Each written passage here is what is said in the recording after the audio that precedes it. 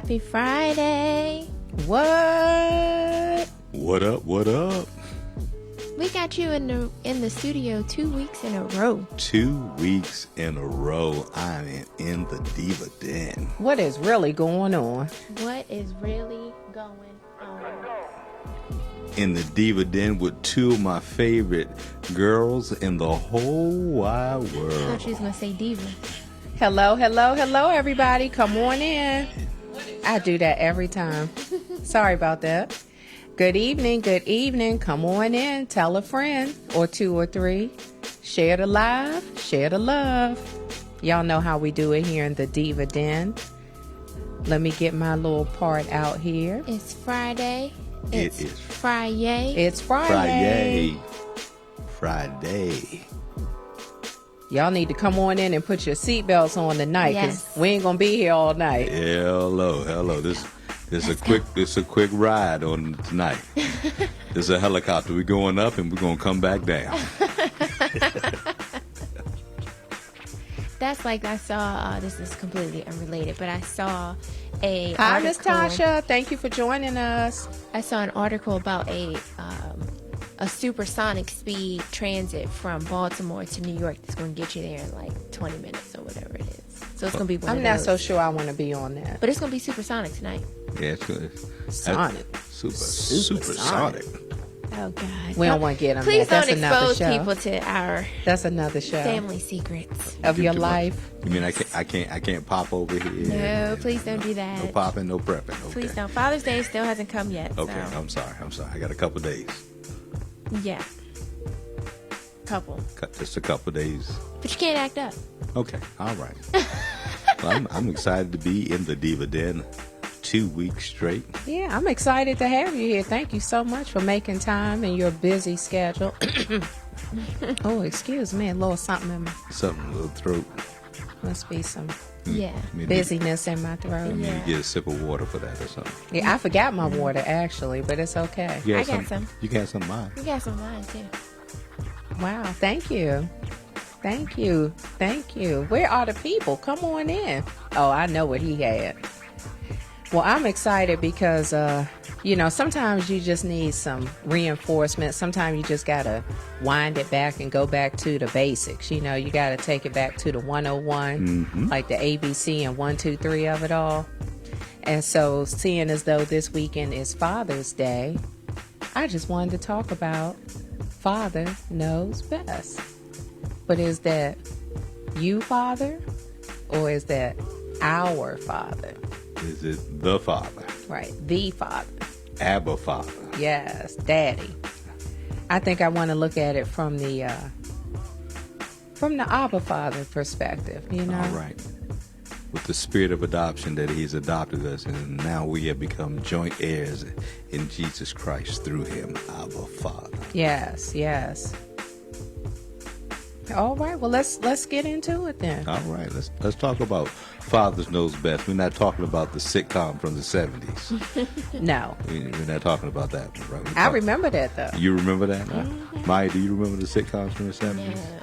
Oh, you don't? Okay. I'm pretty sure she's never seen it. Okay. If she's never seen most of the black No, movies we and not. stuff. No, see what we not gonna do is throw Maya under the bus. This is about fatherhood. That was actually not throwing you under the bus. Is it the truth or is it the truth? It's the truth. Okay. Okay. So I just feel some kind of way about being put on blast. How about that? Okay. All right. How about that? All right. So let's talk about Father Knows Best, and what angle are you want to look at tonight, honey? I'm kind of excited about that.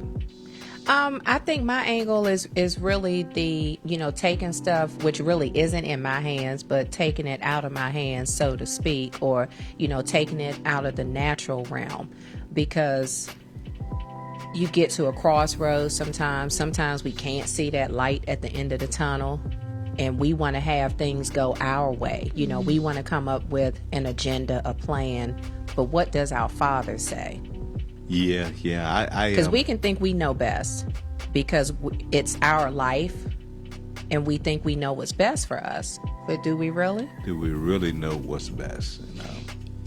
I think that that's an interesting thing because And we'll probably get into that, but I think Hi, Nate. Come on in, you guys. Share the live. Share the love. Share the love. I think that it's interesting because Hey, Kathy. you have people who have the mindset of I can pray about it and I can still do something about it, and then you have people who are I can pray about it and I'll just wait on God. So I'm curious to see where the conversation leads. Okay. Yeah, some people don't do anything. Yeah. Some people just the universe and whatever. Or like some magic wand is just going to be waved over. Oh, I have faith, but you just sitting there. Oh, okay. Let me know how that work out for Well, you. you got to put feet to your faith. You can have all the faith that you want. I want you to pray, and after you get finished praying, I want you to do something. I don't want you to sit right there. Y'all heard the story about the man that was on top of the house? No. There was a great flood, and the Yes, man I was have. he was on top of the house, and he prayed and he said, God rescue me, God rescue me. And then a guy came by with a jet ski and told him to get on, and he'll take him to safety. He said, no, the Lord's going to rescue me. And then he's sitting there, and then somebody came by with a canoe, and they came out with a canoe and said, hey, get in, and we'll take you on. And he said, no, God's going to rescue me. And then they came by with a helicopter and dropped something down to pick him up, and he said, no, I'm waiting on the Lord to rescue. And the water was still rising, and eventually he drowned. And then as he drowned, he woke up in heaven, and he said, Lord, why didn't you save me? He said, what do you mean? I sent somebody on a jet ski, I sent somebody in a canoe, and I sent somebody with a helicopter, and you turned them all down. So that's why. Really. You gotta have action with your prayers. After your prayers, when the Father knows best, and you got to step on what He asked for you. Right. But I think that that's a challenge. I think we have that conversation a lot because I have these desires and I have these wants and hopes and dreams, and so then it's like, okay, you pray about it and you pray for guidance and you pray for the provision and just the opportunity, and then the opportunity comes and you don't know if that's the right one. So when we have those conversations, just share, I guess, some of the advice that you normally share. I think just to throw a scripture out is one. It's actually one that I'm looking at right now is 1 Corinthians 16:9. It says that Paul makes a statement. He says, a great and effective door has been opened for me, but there are many adversaries, and we have to take the advantage of the opportunity of the open doors that are before us and to walk through those doors, and knowing that on the other side, even though there may be some adversaries, even though there may be some obstacles, but at the same time, it's still an opportunity. Mm-hmm. You know, we want everything to come without any struggle. We want everything to come that's so easy. Mm-hmm. But there's some things that are fighting with Pastor Brian Carter of the Concord Baptist Church in Dallas, Texas, put on a post today on Instagram about the same scripture, and he says some open doors are time sensitive. That when you get the door open, you got to move through the door while you have time. Yeah, that's true. Yeah, that's true. Because if you're sitting and you're waiting and you're sitting and you're waiting and you miss it and then you regret it, or you sit and you wait it and the door may not come again, it's almost like a revolving wall of doors. Right. And so you have to pray for the discernment of which door to go into, but then you also have to put the action to it. Right. Because if you miss that door, or if you don't even open it and you're supposed to open it, it may be something small that you're supposed to get from that door, or it may be a bigger opportunity in another door behind that door. But if you never open that door, you're not going to get there. Right. And that's something that I had to realize, because it's like you're praying for a situation to get better, and what you can't see is that the situation getting better is on the other side, and it's in another door, but you have to go through that first door to see what you're supposed to be continuing to walk into. Like you hear people say, on the other side of through. Yeah, it's on the other side through. So sometimes you just got to go through it. But what I love about doors is this, that the scriptures tell us that Jesus says, I stand and I knock at the door. or I've set before you an open door. So whatever door that God has opened for you is open, but at the same time, we need to learn how to close some doors. Okay. And so, we can keep going on about these doors all night. Yeah. Right. Well, let me tell you what Kathy said, because you can't see the comments. Okay. When I'm presented with an opportunity, I get a little nervous because I realize I just wanted it and question it because there was struggle to get it. Right. Well, and when you have those struggles with those open doors, it's strength in the struggle. When we go into the gym and when we're exercising in the gym, we increase our strength by the negative resistance against the muscles that we have. So that is critical for us, that we have some type of negativity, that we have some type of resistance, because it teaches us perseverance. It teaches us endurance. It teaches us patience. And those things are critical when you walk through those open doors. Yeah, absolutely. Go ahead. No, I was just going to say, for me, I have found over the years that when I'm feeling that angst and anxiety, just from God's track record, those moments haven't been him. Not that natural little something that you get sometime in the pit of your stomach because it's the unknown. You're stepping into something different and you don't know what that experience or that part of the journey is going to look like. That's, I think, natural to feel that as human beings, because sometimes that fear of the unknown, it can really trap you and it can paralyze you. So I'm not talking about that, because sometimes I'm resistant to change. But every time there's been something major going on, or a major decision was necessary, or an opportunity was being presented, there's just a peace and a calmness that comes. And that's just my little thing that has developed over time. It wasn't always that way. But as I look back, over several moments in my life, that thing was always there, which was really the peace of God. And even if I didn't understand it all, even if I didn't know what the end was going to look like, even if there was still that apprehension or that little bit of, I just don't know, is this really the right thing? So I tend to just go for it, because what if I don't? Yeah. And I try my best. I strive to not have regrets. I heard this quote almost 20 years ago, and so it's in direct reference to Peter when Jesus bidded him to come on the water. And so the author of the book that I was reading made this profound statement. I just want everybody that's online, that's watching this program, to grab it. If you're going to walk on the water, you got to get out the boat. That's true. He said, I'd rather be a wet water walker than a dry boat sitter any day. Yeah. And so I don't want to be paralyzed by what I woulda, what I coulda, and what I should have done. Let me step out here in faith and take a step of faith, and let's see what God is going to do with my step. And I think one of the biggest things that I try to tell people, or I try to explain sometimes to people, is that sometimes it's not about having the biggest return or the biggest reward from what you're doing. Sometimes it's about the experience that you get from what you're doing. And so I've had conversations with people before, and I'm like, people have these things where it's like a get rich quick, or it's a, kind of like a fast money, or it's a whatever, and it's temporary. But it served the purpose that it was supposed to serve. And so if you apply that to different situations in your life, you may set your heart out on something and you go out and it doesn't turn out the way you want it to, and maybe it's a smaller scale, but it's still preparing you for something, and you're still able to take a lesson from everything. Because whether or not you realize it, what you're supposed to get, and what Father may know, is that you needed that test to show yourself something else and reveal either a bigger plan or reveal what you need to improve on to take it to the next level. So when you have those moments of low confidence, sometimes it's just about having a confidence boost. If you have an event and 20 people show up, it could have been no one. So while you may not have had 200, you still had 20 people who thought enough of your idea or who thought enough of your content to do it. And so when you take that lesson and you take that and you apply that and say, well, if 20 is all I'm going to get, 20 is better than nothing, and that's who I'm going to minister to. Yeah.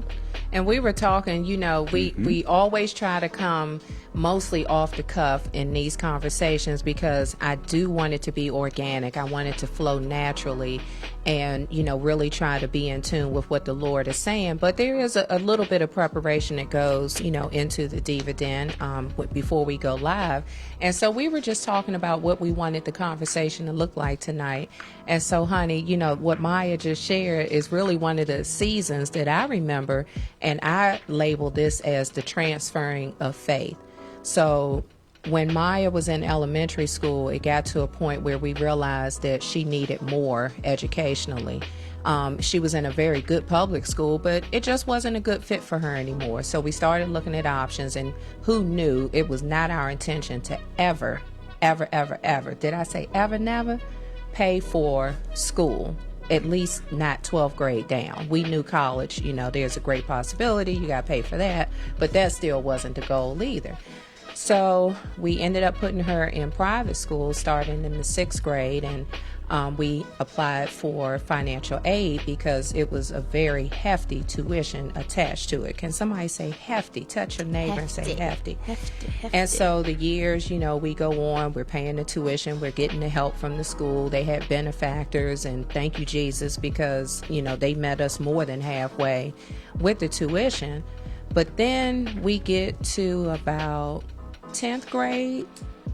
The first crisis was around 10th or 11th grade because they lost their main benefactor. Mm-hmm. And so that meant that those financial aid requests that were flooding in, they were going to be halted because the well was running dry.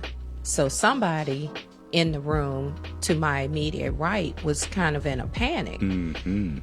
And we're like, okay, well, hold on. This from day one has always been, if this is what God has for you because you belong to him, then he's going to make a way. But I sincerely felt like it was time to transfer that faith over from us carrying it and carrying that burden and going before the Lord. And of course we were still going to pray. We weren't going to give up. But the transferring of faith had to go to you at that point because you had to start understanding what that faith walk was like and not depend on us so much. Mm-hmm. Like, okay, and not that you looked at it like, well, I don't have to worry about it or pray about it because my parents got me, but really giving you an opportunity to petition God for yourself. And we just really took a back seat, and it was like, okay, well, if this is where you want to continue to be, you are going to have to go and you petition the Lord, because we already know what our prayer has been in this whole process, really your whole life, is that whatever God has for you is going to be for you, right, because you belong to him. Right. You were just on loan to us. Mm-hmm. And so that's been our mentality from day one. And, it was a serious moment because you didn't want to leave the school and we didn't want you to leave. But it had to come to a point where you stood on your own faith and you started to really stand on and nurture your own walk and relationship with the Lord. Yeah. So, do you remember what that was like when you had to start trusting God for yourself, not just through the eyes of your parents? Like, does Father really know best concerning me? I think that I, starting in high school, started having these experiences, and I've continued to have them every couple of years, to the point where I would say the first two experiences that I can remember, like being in that situation where it was a question of, do I have enough faith to believe that it's going to work out and trust that Father does know best?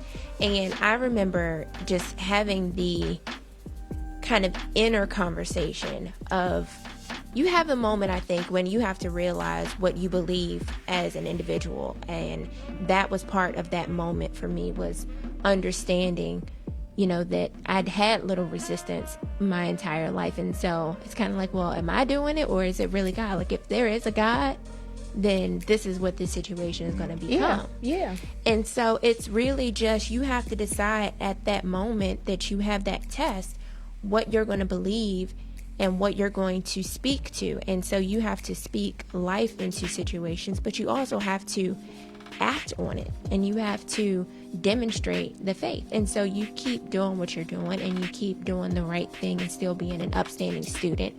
And for me, it was like, you know, if they really like me the way they say they like me, then it'll work out. And if they want me to be here, like they're telling me that they want me to be here, and they're you know, demonstrating that I'm valuable enough to this community and I'm an asset and I benefit from being here.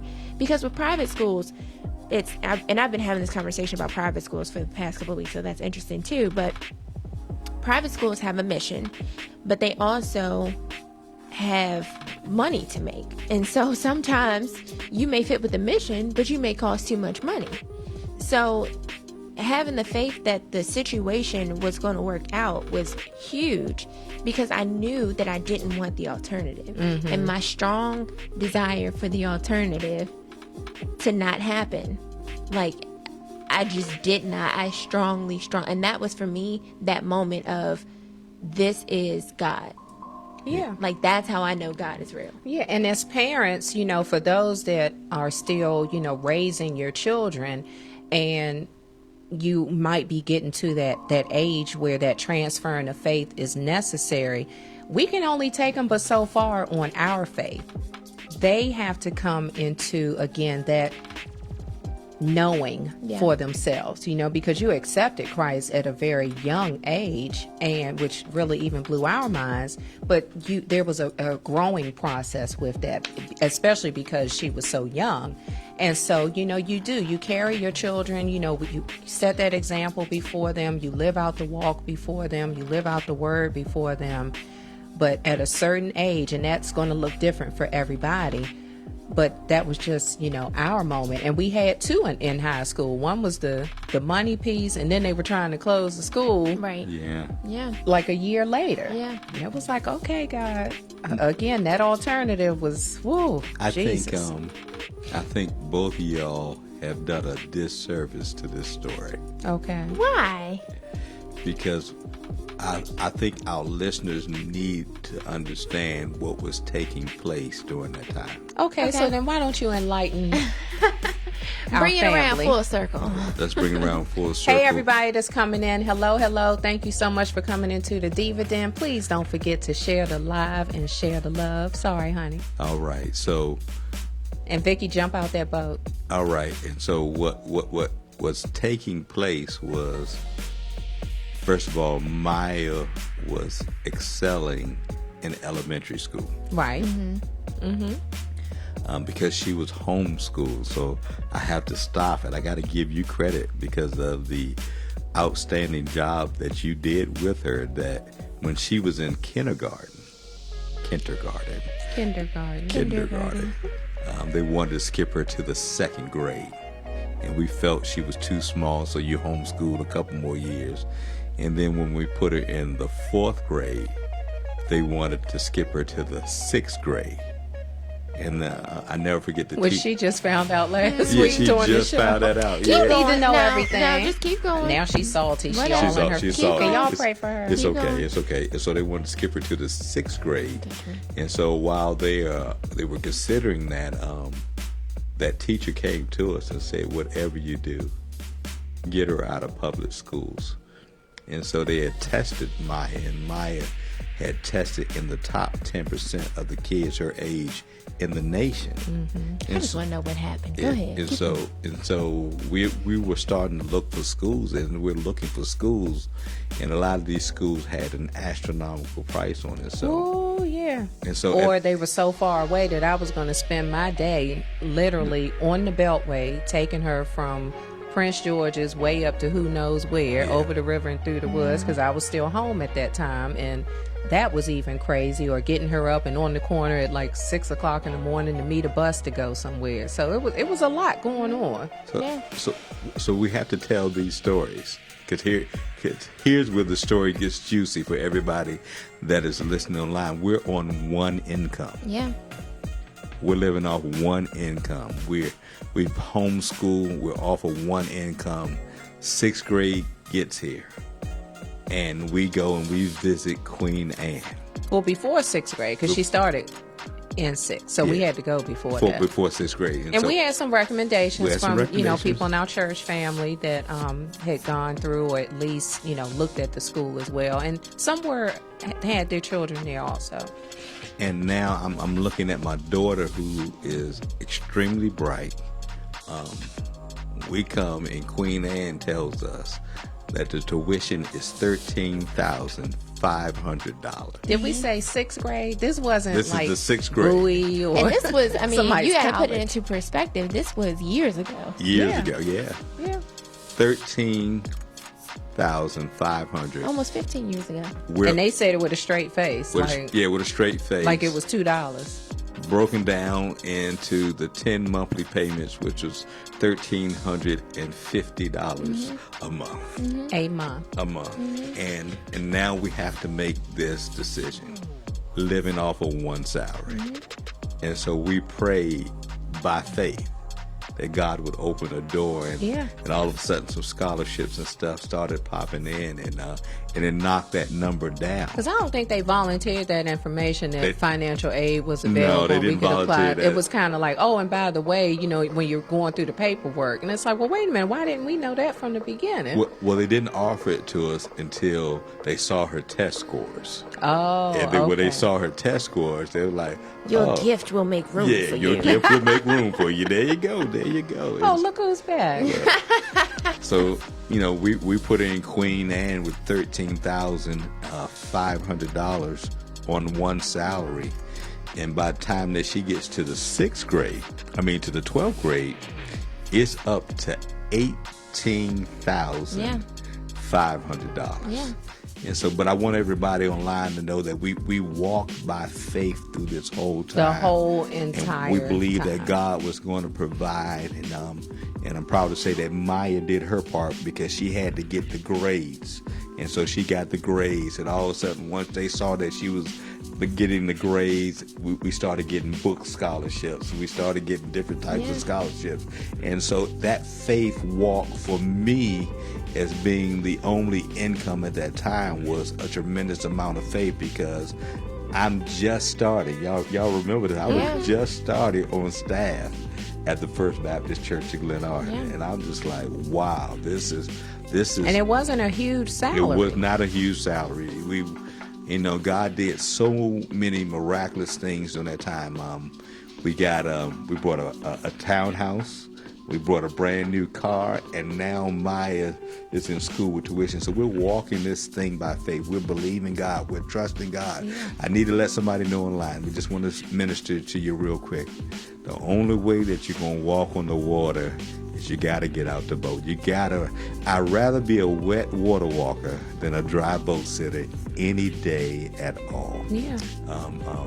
And it's not always going to be a comfortable place, to be in. We're not saying that this was a cakewalk, that it was just like, oh, no problem, guys got it. We good. We on the couch chilling. No, it was some blood, sweat, and tears in there, because you start to question yourself. Right. That goes back to that, is this the door that we're supposed to walk through? And is this the door that we're supposed to send her through? And okay, God, we really don't even know how you're going to do it. But we can't say we believe you and not believe you in everything, in every situation. Believe your whole entire word. We can't just pick and choose. And I know as humans we do it, but we're either going to trust him or we're not. And I think the important thing for people to always remember is that it's okay to have experiences that just don't always pan out. I mean, so and on that same, doubt. and on that same story, so I remember I wanted to go to another school, and so I was very adamant, and because my parents raised me to speak my mind and voice my opinion and still second guessing that, but have something to say, and the people at work probably are looking like, where did you get that from? But it's okay, because it's part of me now. So I wanted to go to a different school, and I just knew it was going to be better, and I was so determined to get out that I went, and I hated it.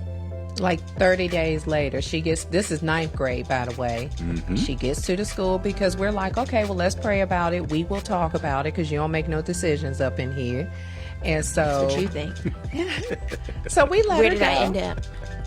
We let her go. We let her go. still not being 100% on board. But again, that's a part of that, letting them loose. You know, you have to start cutting that cord. This was high school. Yeah. And so if the desire was for her to, you know, go on to college and be successful, you know, beyond that, you have to start cutting the cord. And sometimes that tough love is absolutely necessary, but you continue that faith piece that God's got her. Mm-hmm. I knew she wasn't going to like that school. I knew she wasn't going to like it. You couldn't get along with the 5 girls because the private school was this big. You couldn't get along with 5 girls in a class. Then you decided you want to go to a school that's all girls. Where they do that at? We this knew, one? We knew already, but we made her stick with her decision. So you're going to finish this year. Because 30 days in, she didn't even get through a quarter. Can I go back to Queen Anne? You sure can next year. Next year. See you at the end of 9th grade. This is what you asked for. And it was hard to leave her there because I wasn't sold on the school in the first place. Not that there's anything wrong with it. I just knew that's not where you were supposed to be. But sometimes you have to let people, especially kids, bump their head a little bit. Yeah. You had to start learning some lessons. And it's weird because I keep having lessons and I'm ready to stop having these types of lessons. Well, you're just not going to stop. That's different. I want to move on to different lessons. Okay, they'll come. Keep living. Keep living. For all of our listeners online, I want to give you a book. I want to recommend a book to you. It's called Failure, The Womb of Success. It's by Dr. Samuel Chan. The book highlights people that we know that are famous, but they're only famous through the failures that they had beforehand in order that they may learn the lessons that they need to learn. And so realize this, that everything that you do is not always going to pan out. Sometimes you're going to strike out. Sometimes you're going to hit a home run. Sometimes you're going to hit a single and make it the first. Sometimes it's going to be a double. But he's still God. But he's still God. He's still God. Failure, and it doesn't mean that you can't still learn something, you know, from that. But failure is the womb of success. And so you sit back and you look, and there are countless stories of people that we know now that names are famous. We look at the Steve Harvey now that's on television, but Steve Harvey was homeless and sleeping in his car. You know, you look at those things like that. You look at Paul Mitchell and how Paul Mitchell was homeless, sleeping in his car, but he had an idea about hair. You get certain things that people don't go through. We see the glamours, we see all the glitz, we see all the lights, the cameras and action, but we don't hear the backstories of their failures, their biggest mistakes. And I think that's what we have to be aware of. All the no's before the yes. Yeah. We just see the yes and they're an overnight success. No, that's not how it happened. There were no and no and no and no and no. Nothing just happens like that. And I think another book that is popular now, it's a newer book, is the T.D. Jakes book that, you know, a lot of people are starting to read about, The Crushing. Yes, The Crushing. Yeah, and that's part of it too. Yeah, Bishop Jakes is very transparent in that book. You know, you cannot get wine without the grapes being crushed. Right. And the grapes have to be stomped on there. It had to be mashed beyond recognition. Yeah, you destroy the grape. But it brings the best of the grape out. Mm-hmm. And so sometimes we got to have those difficult situations. We got to have those crushing periods. We got to have those periods when you're going through and God has you in the Gethsemane, which means the olive press, and He's pressing to get the oil out of the olive. We all love the oil of the olive, but we don't like what we see that the olive goes through to get the oil out. Yeah, and it's not going to feel good. It's not going to look good. It's not going to possibly smell good, you know, but it's what's necessary. And so I want to go back because now we're at the senior year. The school is talking about closing.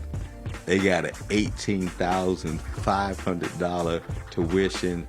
We got to buy uniforms. We need books. And we're now, you know, some years back into being a two-income household. You know, I went back to work in this process, but it still wasn't enough. Yeah, it wasn't enough. It was tight. It was a lot of money. But what I want to say is that we trusted God from 6th grade all the way through 12th grade. We were never late with the payment.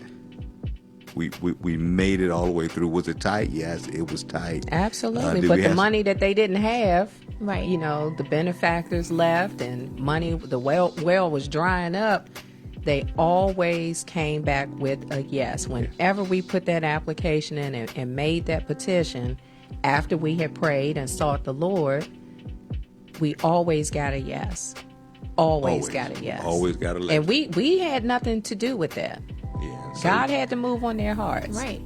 But you still had to put action to your request, to your prayer request. So you made your request known to God. Mm-hmm. But you still had to do your part, because you could have just sat there and just not done the application. Say, okay, well, I guess she got to go to public school, even though we prayed about it. Right. No, you still got to do something. You still have to move and act and follow the guidance that you're feeling from this Holy Spirit down the path. Yeah. Do it afraid. Do it, half in the dark. Do it with the question marks. Do it with that thing in the pit of your stomach. Do it anyway. We have to be obedient to what we know the Lord is speaking to us. All right. For those that are online right now, we want you to share the live and also share the love at the same time, because we're talking about that the Father knows best, and so we're talking about this faith walk that we had with our daughter and her education, and we get to senior year and we graduate. That's right. What's We next? graduated. We graduated, but What's next? we started to take some trips. And we started looking at some colleges, and we went here, there, and everywhere. We ended up at Villanova, yes. And Villanova was $53,000 a year, and they wanted to give us 26, leaving. But that was with loans. That was with loans, yes, leaving $27,000 on the table. I never forget. We were sitting in the office, and the lady said that to me. And before I knew it, I spit the monthly payments, because I knew it was 10 monthly payments.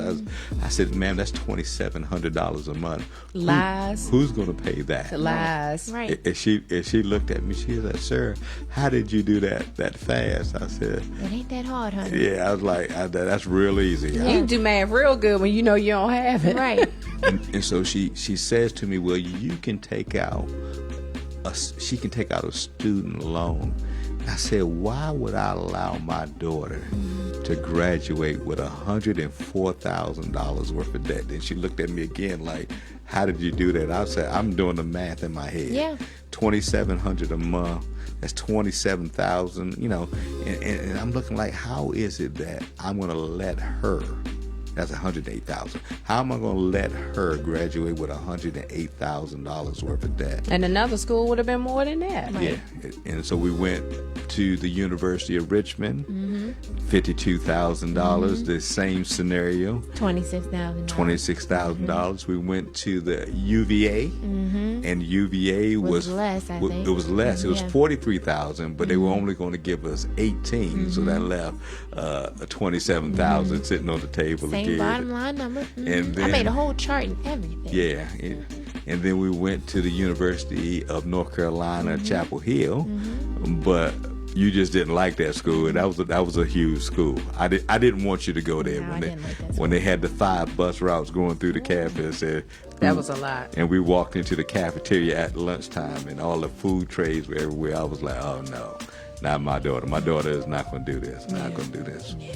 And then we took one of these last tours that we took to the University of Maryland, College Park, which Maya did not want to go through. I still don't want to go there. I went there. You still don't want to go and you went? And I'm finished. And so as we're sitting there and we are we're going through, and we took the tour. It was a hot day that day. I didn't even go. It was hot. Well, she's going to be around the Beltway. If she go there, I don't need to go. It was hot. That was the hottest day I don't think I ever had. Actually, I do. But my first day of class was equally as hot. So I was pretty sure I was in hell at that point. But go ahead. And so it was hot. It was so hot that the tour guide had to stop and find somewhere to get everybody some water. Oh my gosh, it was hot. It was just blazing that day, and we're walking around, and we looked at the campus, and it was done. And I asked this question: because I saw the fine print on the contract, and the fine print on the contract said this: in-state commuter rate. Now, the University of Maryland, for those online at this time when Maya was going there, was $23,500. The in-state commuter rate, Right, because you got to say in-state and commuter. in-state and commuter You rate gonna drive back and forth? was $8,800. We had just been paying Baby. $18,500 for Maya to go to Queen Anne. She had a car sitting out front. We were about 45 minutes away, and I heard God speak to me crystal clear. Let her drive. Let her drive. She hated my decision, ladies and gentlemen. She didn't want to talk to me. Still remember how mad I was. Yeah, like mad, like with fire. I mean, she had her chart. She had everything laid out. I'm going to get the loan. She had I don't a plan. care. I'm getting the loans. I'm getting the work study. I'm having a job. I'm doing everything I can to get about this piece. But you know what was really funny? I'll never forget this part. So we go to our spiritual parents, No. the Jenkins. We sit down with them across the table. We give them the chart. Dad looks over everything. Oh, she going to University of Maryland. Okay, so what else we want to talk about? Because that conversation was over. It's like, oh, okay, no, that don't make any sense. When he looked at those numbers, that chart could have gone in the trash right then and there. But what I did not want my daughter to do was to graduate with debt hanging around her neck.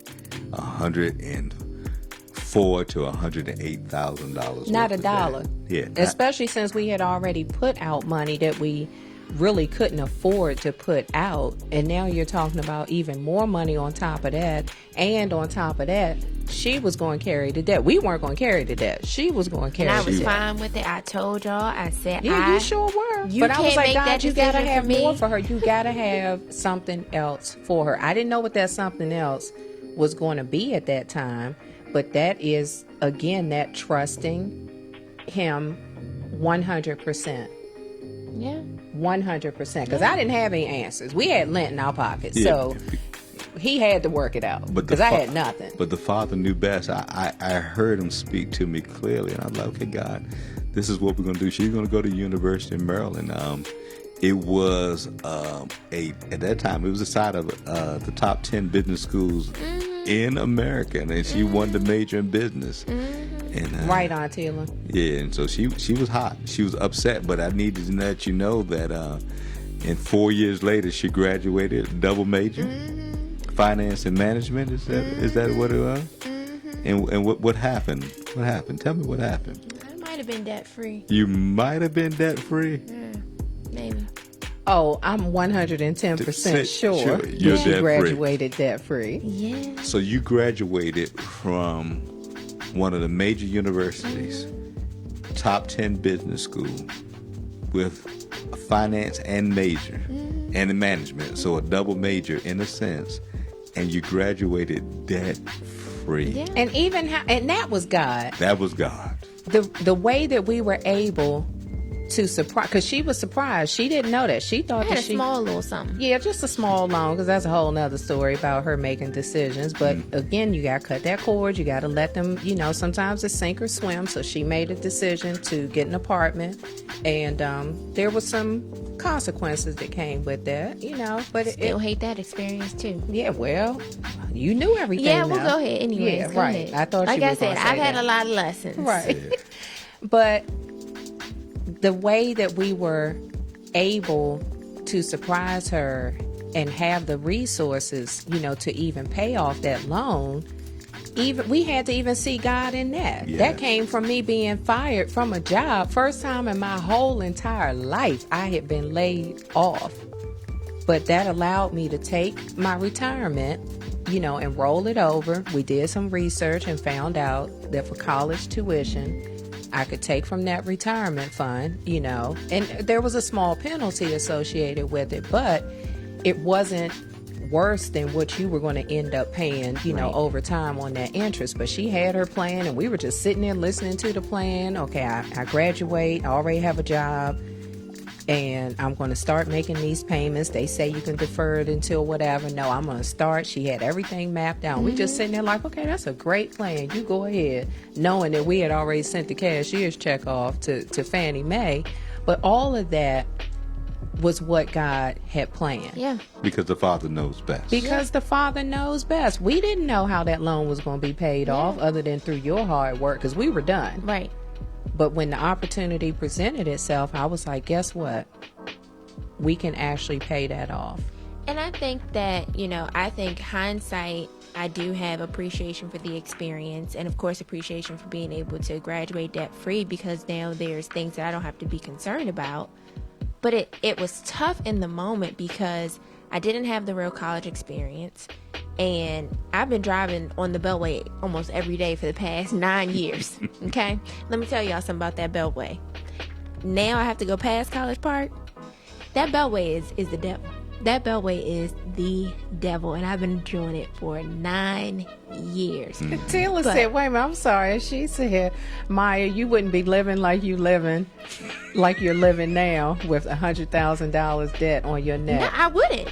And that's why. And I don't know that your handsome husband would have been around for that either. No. Like, girl, you got what? No. Oh, no, maybe you're not the one after all. Because you would have dragged that into the marriage. Or we would have had to delay getting married, and so I could stay home and just pay. No, you had to go. No, so it all stay worked home. out. Well, anyways. No, we enjoyed the whatever. internet. Anyways, the moral of my lesson was I got my internship while I was there, and it was an internship that was posted directly through the University of Maryland Business School, and I got into the business school as a freshman, so I was well aware of the resources they had and taking advantage of things. I had other jobs, but I got this opportunity that ended up becoming my career while I was still in school. I got my offer letter before I graduated. Yeah. And when I got that offer letter and it had a most decent salary on it for being a fresh college graduate, that's the moment when I knew that God had me in the palm of his hand. Mm-hmm. Because at that point I hadn't gotten the wind that the debt was going to be paid off. I hadn't really had an appreciation for my college experience. I was like, well, I got the degree, what's next? But that moment was the turning point, and it was 4 years later. And sometimes you have to realize that it's a delayed realization, but you're still going to get it. Right. And so that jump start took my career to a place I never would imagine at 26 I would be at. And my husband and I have that conversation almost monthly of like, wow. And it's all started from my discontent, my dissatisfaction, and really a disobedient heart. Yeah. Which that's a whole nother show. That disobedient heart, my Lord. It's just preach on that. But then you look back, 9 years ago, if you told me where I would be today, I would have said, "Oh, absolutely, I'm game. I'll do it." But back then, no. Yeah. But I had to find out for myself and experience that not only did my earthly father know best, but so did my heavenly Father. And so now I have just a different perspective on those lessons, and that's why we have those conversations. 'Cause I'm like, listen, I remember what I went through to get through high school, to college, through college. How do I know that this is one of those moments, or if it's not? Yeah. You left out a key piece of your story. Well, that's why you're here. Yeah. So your internship that you did, first of all, that you got into the business school as a freshman. That was major. That was major because most And people we didn't even know. Yeah. You showed up for like orientation or something, and it was the group was being sent over to like find out about applying to the business school, and you weren't going anywhere. And it's like, okay, well, if you're kind of in the room, these are the students that are already admitted to the business school. So you went straight in. I'm like, how do you not know that? I'm like, what do you mean? I didn't understand. I didn't go to college. Everybody else had an explicit letter, and I don't remember. I think I got it later, but I don't remember having that explicit letter because Villanova sent me a letter that said you have been admitted into the School of Business. So every school and that was the other thing, every school that I applied to, I got into the business program from jump. Well, that didn't help us either, that she was accepted to all these fancy schmancy private colleges that high were tuition schools. Yeah. But I wouldn't have met my husband, all that, whatever. Yeah. So go ahead. What part did I miss? But the part that you missed was at the end of your intern that summer. Mm-hmm. Yeah, They let everybody go. What's your class schedule? But you, and then adjust it to your class schedule so that 2 semesters. For 2 semesters. Yeah. That was bananas. That was, I mean, when I tell that story now, so now in my role, I have interns who come every year and I tell them about my experience. Yeah. And the lesson in that is that you never know what somebody else can do behind the scenes. So That's you right. just show up and show out. Do your part. Do your part. The rest will be taken care of. You don't even have to ask questions. The only question that I asked was, well, am I still getting paid? Right. Like, is this going to turn into an unpaid for credit internship? No, honey, you still get a paycheck. And the next semester came, and that was like, okay, well, we switching it up. What we going to do? Graduation came. Oh, take a week off. Go on vacation with your family. But y'all still going to send me my paycheck? Okay. All right. My pay is starting full time as of when? All right. Okay. I went and got me a car. Yeah. She was showing off. She was I living high on the hog. I got a brand new car. Hadn't even graduated from college yet. I had my offer letter in my hand. I think I had my first pay stub. I'm like, y'all gonna give me this car because my little Volvo, the window wasn't going down. The struggle. Her window didn't go down in her car. It was hot. Okay, when your car is sitting in the parking lot at University of Maryland in the sun in the summertime, and when you got to go in the parking garage in Bethesda every day, you got to open your door to get around to get the ticket and that was a lot. The struggle. It was the struggle. But I traded that bad boy in. You traded that bad boy in. Got my little $2,500 credit and my new grad credit. Look. Got me a brand new car. Yeah, God was good to you. God showed His faithfulness, and I think that sometimes that we don't realize until you look back, and I think this has been very reflective for me just to look back and say, man, God, you've been providing. Your name is Jehovah Jireh. You are the provider.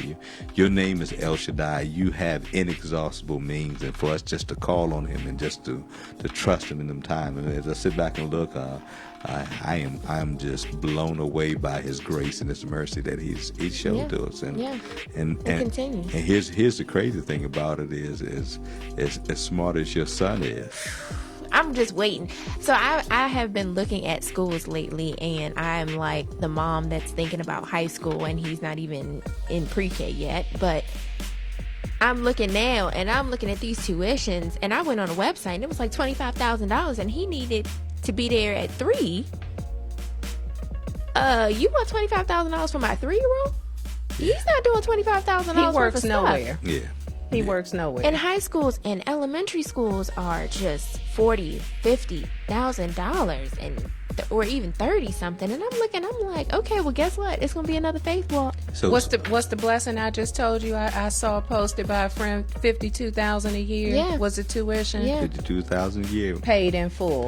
Bless the Lord. Just amazing how much they charging now. Yeah, But it's amazing. But the beautiful thing is that when the children of Israel, when they crossed over the Jordan, Joshua instructed them to get some stones. So it was stones for each of the tribes, and they were set up as a memorial to them to let them remember that the Lord has provided. Provided, yes. And so what we have done for you is through 6th through 12th grade, all the way through your college years, we set up these stones and these memorials, and you can look back and say, you know what, God, you did it before, and I can believe that you can do it again. Yeah. And He guess absolutely Guess will. what? Guess why?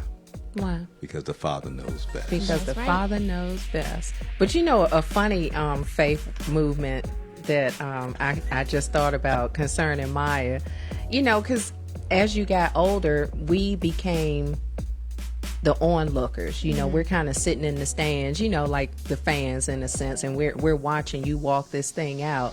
And I don't know if you remember this or even that this is my perspective, but when we went and met up with Gio to look at wedding gowns, that whole thing was just crazy to me.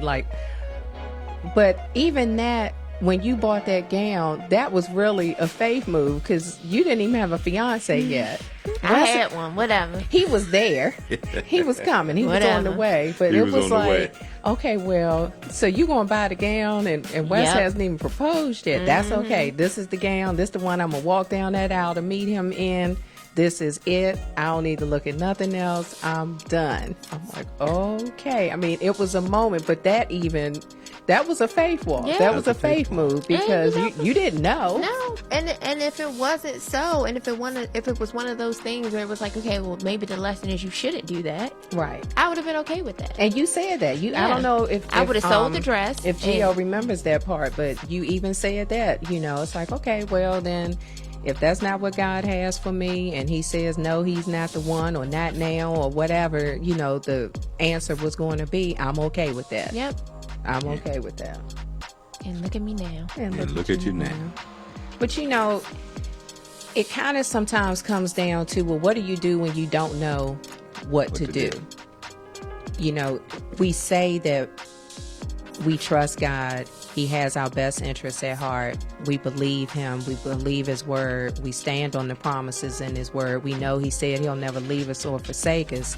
But we're human. Mm-hmm. He gave us emotions, and we are going to process things, with that mind that he has given us. We can't help but think about things. And we know that we're not supposed to fret, and we know that we're not supposed to worry and carry those things. But what about the people that, you don't know what to do? What do you do when you don't know what to do? Yeah. I've been leaning on the scripture, and I've probably said it more in the past couple of weeks. It's one of those lifelong scriptures that I've always had. Proverbs 3, 5, and 6. Trust in the Lord with all your heart and lean not to your own understanding. Yeah, because your own understanding can get you set up. But in all your ways. All. That means all means all. In all your ways, acknowledge him, and he will direct your paths. And I think that is the blessing about this whole faith walk, as we know that the Father knows best for us. Because we're in a season, right now of we always trust him, but we know that where we are right now, if this show isn't for anybody else, the podcast, the talk tonight, being in the den, it's for us right now. We all really are talking to ourselves, and Wes and Rookie, it's us, it's our family, my siblings and those that are, in that inner court, that are walking this road this season, with us.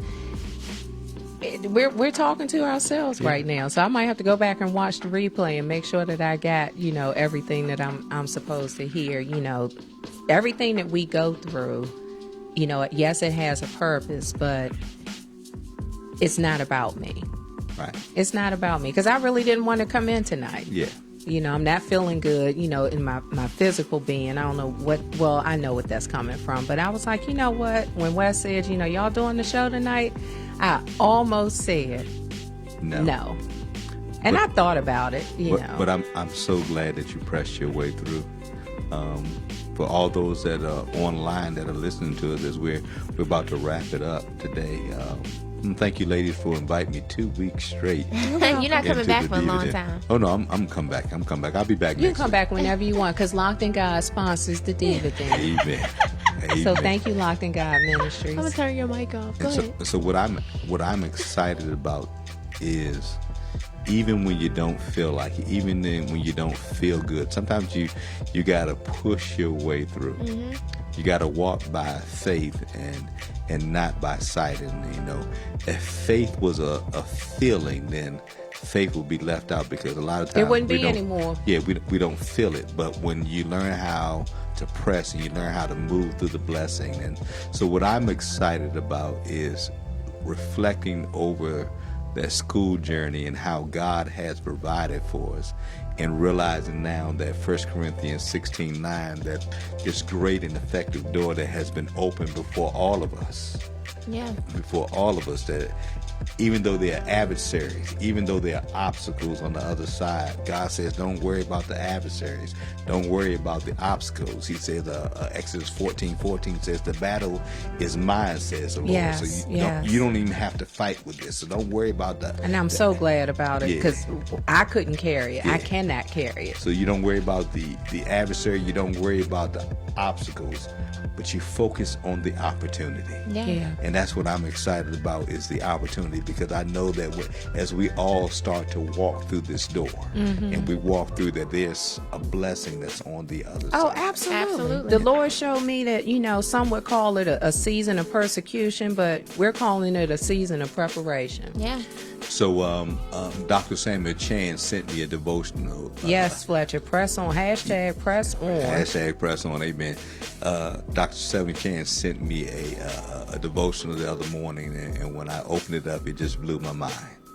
And the title of the devotional is Growth Equals Pain.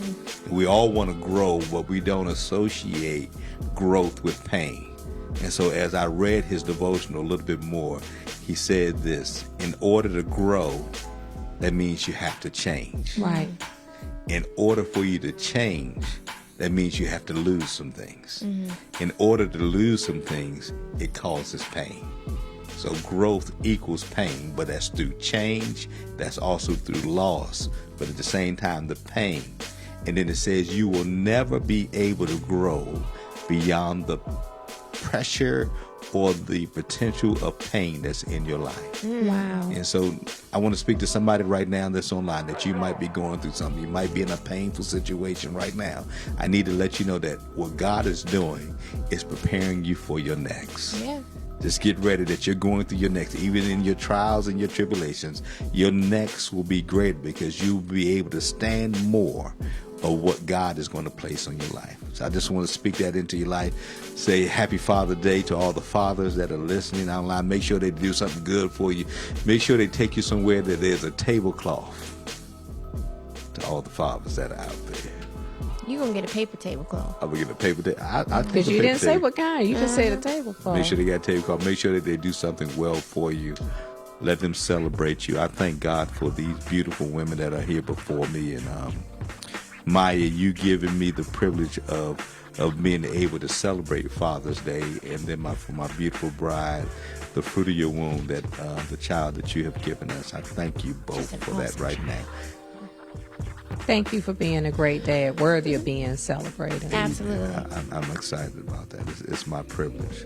And a great pop-pop, too. Yeah, I'm a good pop-pop. You're a great pop-pop. I love my pop-pop. You buy clothes for the boy, get his hair cut, buy him french fries and all that. Yeah. Paw Patrol. Paw Patrol.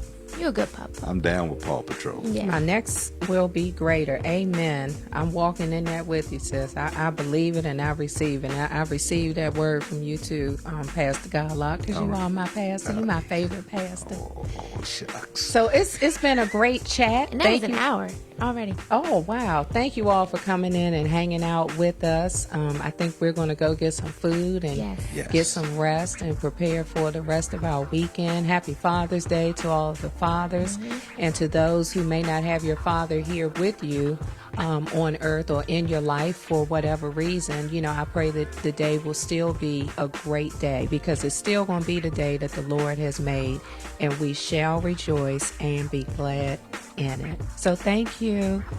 Anything that you want to say in close? We'll be back next week at 7:30 p.m. in the Diva Den, continuing our series on fatherhood. And if you haven't already, like and follow Elev8 Radio so you can get the notification when we go live so you don't miss it. If you're watching the replay, share the live, share the love so somebody else can get encouraged and know that Father knows best. And even when we don't see it, even when we don't understand it, when we can't see that light, it is at the end of the tunnel. Yeah. But when we can't see it, because maybe it's around the bend or over the ridge, or maybe it's just not fully turned on yet, but it's there. It's there. So I got 2 challenges for our people this week. Okay. So every week there's a challenge. Right. So challenge number 1 is to open the door. So if you have a door that you've been standing in front of for some time, open the door. And number 2, the challenge is to get wet. So you can't be in the water, walking on water, having the faith without being wet. So you got to get wet, open the door. Maybe you open the door and step in the water at the same time. Amen. Amen. All right. I just want to say thank you. Psalm 68:5. Psalm 68:5. It says, "I will be a father to the fatherless." And so realize that that if your earthly father is not here, your heavenly father's got you covered. Psalms 68 and verse 5. And if you're going to walk on the water, you got to get out the boat.